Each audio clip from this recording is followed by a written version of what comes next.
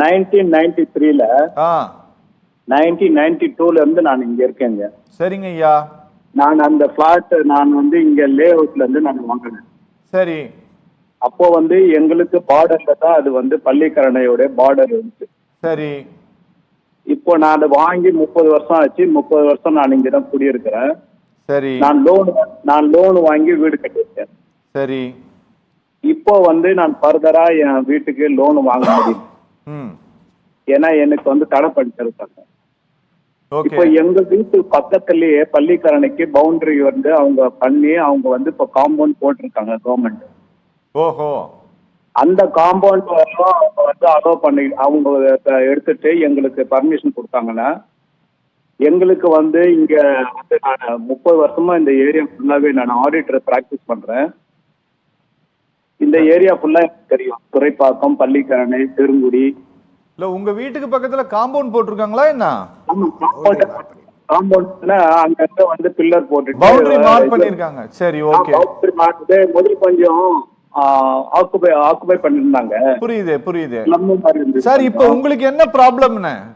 எங்களுக்கு இப்போ பர்மிஷன் இப்போ வீடு கட்டுறதுக்கு கிடையாது. வீடு அடகு வைக்க முடியாது. வீடு விற்க முடியாது. இப்போ எங்க சைடுல என்ன ரூமர்னா இது 1 கிலோமீட்டர் வரலாம் நீங்க யாரும் இது பண்ண முடியாது அப்படின்னு சொல்லிட்டு எங்களுக்கு தடை பண்ணிருக்காங்க. அப்படி பார்த்தா எங்க வீட்டுல எங்க ரோடே போயிடும். இந்த மெட்ரோ ட்ரெயின் எல்லாம் போயிடும். 6 வில்லேஜ் போகும். இது 30 வருஷமா நாங்க இந்த இடத்துல குடியிருக்கும் பொழுது எங்களுக்கு இது மாதிரி ஒரு கவர்மெண்ட் பதிவு பண்ணுங்க. கவர்மெண்ட் எங்களை கன்சிடர் பண்ணணும். மக்கள் நாங்க 30 இயர்ஸ் மேல நாங்க வரி கட்டிருக்கிறோம். எனக்கு பர்மிஷன் கொடுத்திருக்காங்க, பட்டா கொடுத்திருக்காங்க. நான் வரி கட்டிருக்கிறேன், டெவலப்மெண்ட் சார்ஜ் கட்டிருக்கேன். இப்ப நீங்க உங்க டாக்குமெண்ட்டை கொண்டு போய் பிளட்ஜ் பண்ணி லோன் வாங்கணும்னா முடியல உங்களால? முதல்ல கொடுத்திருந்தாங்க. இப்பதான் ரீசெண்டா அந்த பிரிட்ஜ் கேட் அது ஒரு கம்பெனி கட்டுறாங்க இல்லையா பெரும்பாக்கத்துல. புரியுது. ராங் பர்மிஷன் கொடுத்துட்டாங்கன்னா அதுல இருந்துதான் எங்களுக்கு இப்ப சிக்கலே வந்தது. சரிங்க சார். சரி, நீங்க நிகழ்ச்சி தொடர்ந்து பாருங்க. அரசாங்கம் எங்க மக்களுக்கு நாங்க இங்க 1 லட்சத்துக்கு மேல இருக்கோம். மக்களுக்கு நாங்க இங்கதான் எங்களுக்கு எல்லாமே எங்க பிள்ளைங்க எல்லாம் இங்க ஐடில வேலை செய்யறாங்க. எங்களுக்கு இதுதான் வாழ்வாங்க. எங்களுக்கு காம்பவுண்ட் போட்டுக்கிறதெல்லாம் கவர்மெண்ட் எடுத்துட்டு எங்க ஏரியா நீங்க ரிலீஸ் பண்ண சொல்லுங்க. Okay sir. ஓகே. நன்றிங்க. நீங்க நிகழ்ச்சி தொடர்ந்து பாருங்க. சார் இது ஒரு சின்ன அவர் அந்த பவுண்டரிக்கு பக்கத்துல இருக்கிறதுனால பேசுறாரு. ஒரு 500 மீட்டர், ஒரு 600 மீட்டர் தள்ளி இருப்பவர்களுக்கும் இதே தான் நிலைமையா? 1 கிலோமீட்டர் சொல்லிட்டாங்களே சார். ஓகே, நம்ம அதுதான் சார் சொல்றோம். ஆக்சுவலி அங்க இல்ல பதிவுத்துறை ஏதாவது மதிப்பை பூஜ்ஜியமாக்கி இருக்கிறதா? அதற்கான முயற்சிகளும் பரிந்துரைகளும் நடந்து கொண்டிருக்கிறது. விரைவில் அது ஆகிறதுக்கான வாய்ப்பு இல்லை. ஏன்னா இப்ப நீங்க 550 ஹெக்டேர் மட்டும் தான் அடையாளப்படுத்திட்டீங்க. இன்னும் நீங்க 698 ஹெக்டேர் நீங்க அதை இப்போ புவியியல் ரீதியாகவும் அறிவியல் ரீதியாகவும் அதை நில வகைப்பாடு செஞ்சுட்டு இருக்கீங்க. ஸோ நில வகைப்பாடு செஞ்சுட்டு இருக்கும்போது ஏன் இவ்வளவு அவசரம்னு தான் கேட்குறேன். நான் அதை ரொம்ப எளிமையாக சொன்னேன். 76லேருந்து 96 வரைக்கும் ஃபஸ்ட்டு மாஸ்டர் பிளான் நடந்தது. அப்போ தடை செஞ்சு அந்த 6000 ஹெக்டேரை மேக்ஸிமம் காப்பாற்றிருக்கலாம். 2008 ரெண்டாவது மாஸ்டர் பிளான் அகைன் 2வது மாஸ்டர் பிளான் ரிலீஸ் பண்ணீங்க. அட்லீஸ்ட் அப்போ தடை செய்திருந்தீங்கன்னாவது அதில் ஒரு 50% ஒரு 3000 ஹெக்டேரையாவது காப்பாற்றிருக்கலாம். இப்போது 25 நடைமுறைக்கு கொண்டு வந்ததுக்கு பிறகு இப்போ நீங்கள் அந்த பகுதியை அட்லீஸ்ட்டு இந்த 550 ஹெக்டேரை அடையாளப்படுத்தி சுற்றுச்சுவர் அமைத்து பாதுகாத்துருங்க. அந்த சுற்றுச்சுவருக்கு ஒட்டி இருக்கக்கூடிய பொதுமக்கள் சிறுக சேர்த்து வைத்த வீடுகளுக்கு நீங்களே எல்லாமே நான் ஏற்கனவே சொல்லிட்டேன். நீங்கள் பட்டா கொடுத்துருக்கீங்க, இபி கொடுத்துருக்கீங்க, அனைத்தும் கொடுத்துருக்கீங்க. அவங்கள நிம்மதியாக வாங்குவதற்கும் விற்பதற்கும் கடன் பெறுவதற்கும் அவசர தேவைக்கு விற்பதற்கும் நீங்களே சப்போர்ட் பண்ணுங்கள். என்ஓசி கொடுங்க, அனௌன்ஸ்மெண்ட் கவர்மெண்ட் சைட்லேருந்து கொடுத்துருங்க. எதுக்கு இந்த சின்ன யூடியூப்லாம் கம்ப்ளைண்டில் பயமுறுத்தக்கூடிய அளவுக்கு ஏன் அவங்கள தள்ளுறீங்க? எதுக்கான இந்த நெருக்கடின்னு தான் நான் கேட்குறேன். ஒன்றும் தவறு இல்லையே. அரசுக்கு மக்களுக்காக தானே சார் அரசுக்காக ஒன்றும் மக்கள் இல்லையே. அவங்க மன்னர்கள் கிடையாது. இந்த மன்னராட்சியாக நடந்துகிட்ருக்கு. அதனால் அரசு நீங்கள் கவனத்தில் எடுத்துக்கிட்டு இதை சரி செய்யுங்கன்னு தான் சொல்கிறேன். ஏன்னா போதிய விழிப்புணர்வு இல்லாத பாமர மக்கள் என்ன பண்ணுவான்? ஐயோ நம்ம நிலம் பூஜ்ஜியம் ஆயிடுச்சுன்னு சொல்லி அவன் விரக்தியில் எந்த முடிவு வேணாலும் எடுக்க முடியும்ல, எந்த எல்லைக்கும் போவான்ல. ஓகே, அந்த நிலையை ஏன் அரசு கொண்டு வரணும்னு தான் சார் 1 கிலோமீட்டர் வரை இன்ஃப்ளூயன்சர் ஏரியா அப்படின்ட்டு 1 கிலோமீட்டர் வரை தடை விதித்தது பசுமை தீர்ப்பாயம். கரெக்டா சார்? பசுமை தீர்ப்பாயம். இவ்வளோ தூரம் நீங்க இப்படி 1 கிலோமீட்டர் வரை தடை விதித்தா அது அஃபெக்ட் பண்ணும் அப்படின்ட்டு இந்த அரசு எந்த மறுப்பும் தெரிவிக்கலையா சார்? அரசு என்ன சார் பண்ணும்? மறு வரையறையும் இல்ல உடனே அதை பேஸ் பண்ணி இவங்க ஆர்டர் போட்டாங்க. 1 கிலோமீட்டர் வரைக்கும் பெர்மிஷன் எல்லாம் ஸ்டாப் பண்ணி பசுமை தீர்ப்பாயம் கொடுத்த அந்த உத்தரவை அரசு நடைமுறைப்படுத்தி இருக்கிறது. அரசுக்கு சொந்த புத்தி, சுய அறிவு, மக்களை பத்தின கவலை இல்லையான்னு தான் நான் கேட்கிறேன். ஏன் மக்களை பத்தின கவலை இல்லை? நாட்டு மக்களை பத்தி உங்களுக்கு ஏன் கவலை இல்லை? நாட்டை ஆளக்கூடிய ஆட்சியாளர்களுக்கு ஏன் உங்களுக்கு அது கவலை இல்லைன்னு கேட்கிறேன். நீங்க உடனடியாக இம்மிடியட்டா சொல்லணும்ல. ஆல்ரெடி 550 ஹெக்டேர் நாங்கள் வந்து ஐடென்டிஃபை பண்ணிட்டோம், காம்பவுண்ட் பவுண்டரி ஃபிக்ஸ் பண்ணிட்டோம். அதுக்கு வெளியில் இருக்கக்கூடிய மக்கள் அவங்க இயல்பாக வாழக்கூடிய அந்த வாழ்க்கையை அதை உறுதிப்படுத்துவது நம்பிக்கை தெரிவிப்பது அரசு தானே. ஏன் அதை மறக்கிறாங்கன்னு இதுல தமிழ்நாட்டில் 20 இடங்கள் அடையாளம் காணப்பட்டிருக்கு சார். நாம இங்க சென்னை குறித்து மாத்திரம் பேசுகிறோம். இது சென்னை குறித்த பிரச்சனை மாத்திரம் அல்ல, இதர பகுதிகளில் இருக்கக்கூடிய குடியிருப்புகளுக்கும் இதே தானே சார்? கண்டிப்பா. வேற எந்தெந்த மாவட்டம் சார்? வேற எந்தெந்த மாவட்டம் சார்? அதாவது பெருநகரங்கள்ல இருக்கிறது அதிகப்படியா. இது வந்து நீங்க சென்னையை ஒட்டி இருக்கிற பெருநகரங்கள்ல மட்டும்தான் இந்த பிரச்சனை வந்து அதிகமா இருக்கு. சரி. அருகில வேடந்தாங்கல் பறவைகள் சரணாலயம் இருக்கு, கரிக்கிளி பறவைகள் சரணாலயம் இருக்குது, அதுக்கெல்லாம் அந்த பிரச்சனை இல்லை. கோடியக்கரை இருக்கு, அதுக்கு பிரச்சனை இல்லை. பிச்சாவரம் இருக்கு, அதுக்கு அந்த பிரச்சனை இல்லை. அதெல்லாம் ஏற்கனவே பாதுகாக்கப்படுகிறது. வேண்டுமானால் இன்னும் முன்னெச்சரிக்கை நடவடிக்கை அரசு இதை இப்படி எடுத்துக்கலாம்.